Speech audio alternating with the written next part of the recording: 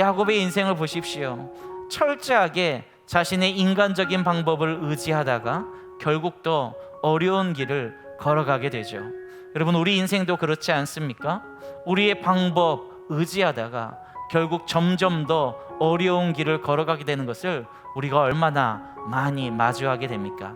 하나님의 뜻을 기다리면 하나님의 섭리 안에서 하나님의 뜻을 이룰 수 있을 텐데, 자신의 방법으로 뭔가를 이루려고 하다가 계속해서 험악한 인생을 걸어가는 경우가 우리 인생 가운데 분명히 있다라는 것입니다.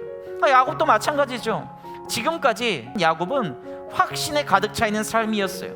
내가 어디로 가고 내가 무엇을 얻으려고 하는지는 야곱이 정확하게 알고 있었어요. 왜 그렇죠? 자기 인생을 자기가 계획했으니까요. 그런데 오늘 본문을 보면 야곱은 자기가 어디로 가야 되는지 전혀 알 수 없는 그런 삶 한가운데 놓이게 됩니다. 그런데 바로 이 고통의 시간에 인생에 대한 본질적인 질문이 시작된다라는 겁니다.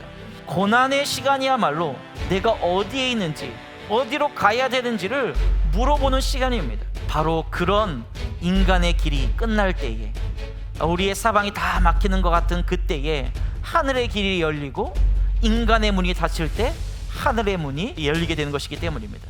뭔가 확실하게 보여가지고 그 길로 걸어가는 게 아니라 때로는 하나님이 내 길을 막으시는 거예요. 문을 닫아버리시는 거죠. 야곱을 보세요. 모든 좌표를 잃어버렸죠. 어디로 가야 되는지 몰랐어요. 모든 문이 닫혀졌습니다. 바로 그때 야곱이 하나님을 만나게 되었다라는 겁니다.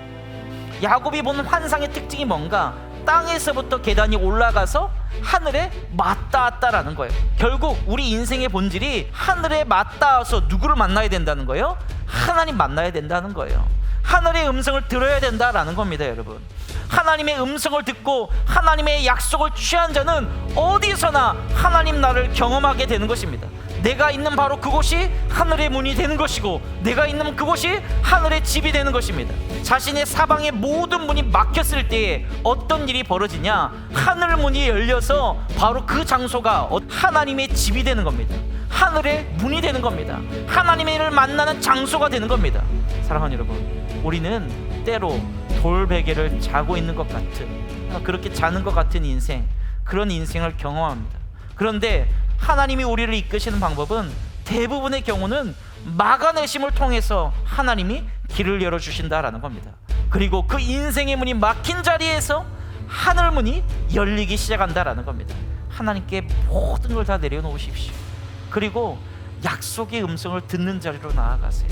그리하여 야곱이 하나님 앞에 약속을 받아 누리게 되는 그 축복을 저와 오늘 이곳에 모인 여러분이 함께 누리게 되기를 주의 이름으로 축원합니다.